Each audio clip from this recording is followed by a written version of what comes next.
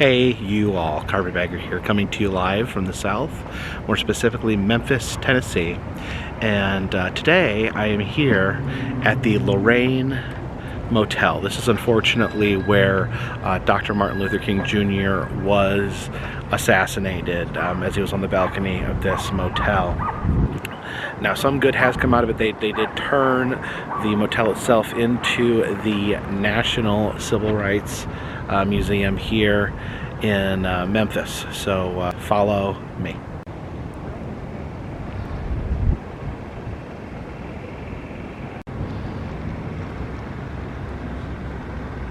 As you can see, the front of the hotel is preserved exactly how it was on the day that Martin Luther King Jr. was shot.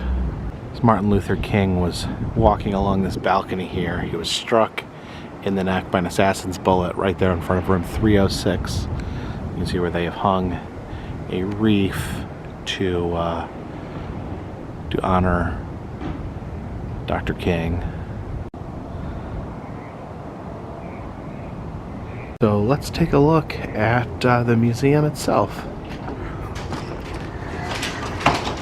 Starts where you would expect it to, with the beginning of the slave trade.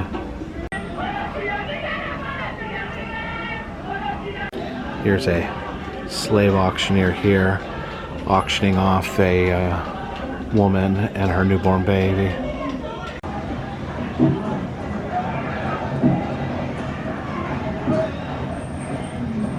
Here the trade beads actually shows these tiny little glass beads that actually be traded for human lives. The floor here actually maps the slave trade. You can see Africa right there being linked to Europe, and then of course the United States. In the Jim Crow section, talking about the injustice that African Americans faced after slavery. You can see the very evil Klansmen lurking over top the exhibits.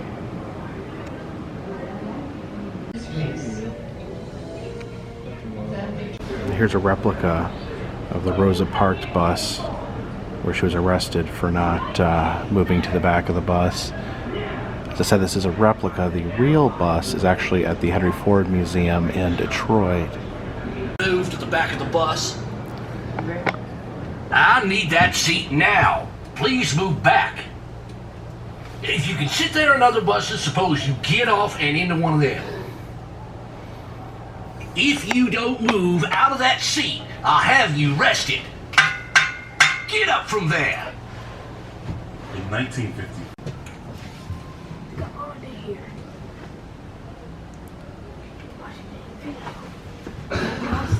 Here's a monument to the lunch counter sit-ins that took place during the civil rights movement. You know you can't be third. Try to analyze the way that you can react to this situation. Right, well, of course, I got my responsibility just like you have yours. I don't want to do it in any way that causes no difficulty to you or anyone else. The Freedom Riders are groups of activists that would ride into segregated areas to challenge the bus segregation. This is a replica of one of their buses that was firebombed by the KKK in Anniston, Alabama. The word wait initially has almost always meant never. The whole segregation. It will demonstrate to the whole South, at least the hardcore South, that we can no longer resist occupation. The students cut classes and took them to street. In Alabama, with its vicious racist, with its governor, be able to sing with new meaning, like Usher Tears of Thee. We land of liberty of Beyonce.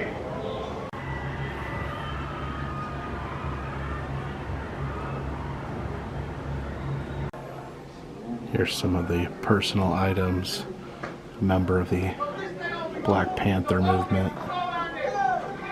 And in the 60s, Kwanzaa was created as a way to celebrate African American heritage.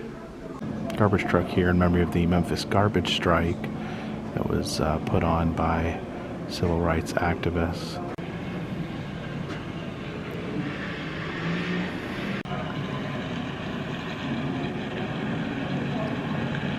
Here we have the 2 hotel rooms that have actually been preserved. These are the 2 rooms that Martin Luther King and his entourage rented here at the Lorraine Motel.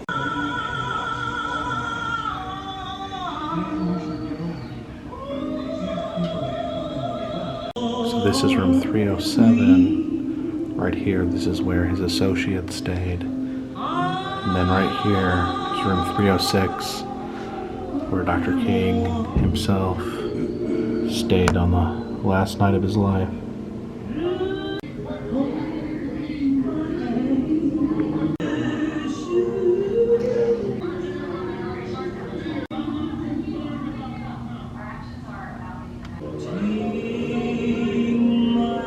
Looking out this window, you can see the exact spot where Martin Luther King Jr. was killed. We as a people will get to the promised land.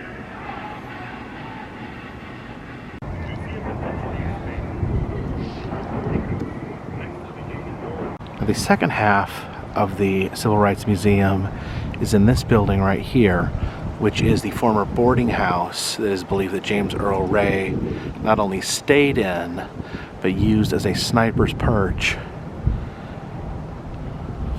in the assassination. Here's a replica of James Earl Ray's car that he used on the day of the assassination. These exhibits are all about the assassination and what may or may not have occurred. This is all evidence here that was used in the trial. James Earl Ray, that is his jacket. And here is a gun that was found in the pocket of his jacket that allowed them to arrest him. This was not the gun used in the assassination, but this gun did belong to James Earl Ray. It says that there was evidence that James Earl Ray was attempting to move to Rhodesia, a country that was controlled by white supremacists after the assassination. And that is actually James Earl Ray's boxer shorts used as evidence in the trial. And there is the rifle. It's believed to be used by James Earl Ray to assassinate Martin Luther King Jr. There's also a shell casing from that rifle. And then down here we actually have the bullet that was removed from Martin Luther King's body after he was assassinated. Here is the actual bathroom where it was believed the sniper bullet was shot that killed Martin Luther King Jr. out of that window right there. Yeah, as you can see, the sniper would be very close to where I'm standing. You can see the line of sight that would have gone into striking Martin Luther King right there where the wreath is. Now you can see bits and pieces of the preserved boarding house that used to be in this building.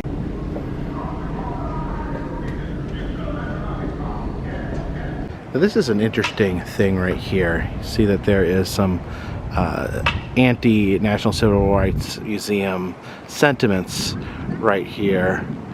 And yeah, you look over here, yeah, it actually says, "Welcome to the James Earl Ray Memorial." Now this little area here is the home of a woman named of Jacqueline Smith, and she has been sitting in this location for 31 years and 342 days. As you can see, she is not here at the moment. She does leave to go to the bathroom and to eat, so we must have missed her. So Jacqueline Smith was the final resident of the Lorraine Motel. She was forcefully evicted from her room 32 years ago, and since that point she set up camp right here on the corner, and she has been there 32 years. She feels that very strongly that the area has been gentrified, that the original culture from the area has been sapped away by turning the Lorraine Motel into the Civil Rights Museum. I actually did get a chance to talk to her, I think it was about 10 years ago when I visited, and I was very fascinated, trying to kind of engage her, and honestly she seemed very tired. Tried to strike up a conversation. She was just very casual. She's like, "Oh, have you checked out Graceland? Have you visited Graceland?" She had a little pamphlet she handed out that kind of explained what she did. She didn't really seem like she really felt like talking that much about it, but I think I would be tired if I had been sitting on a street corner for 30-something years. So a very fascinating aspect to the Lorraine Motel here.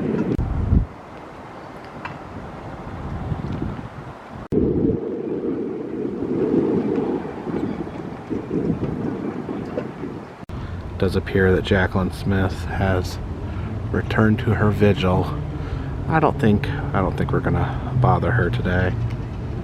Appreciate you guys joining me here at the Lorraine Motel, the historic site of the Martin Luther King Jr. assassination, a very somber place for all Americans, and the current home of the National Civil Rights Museum.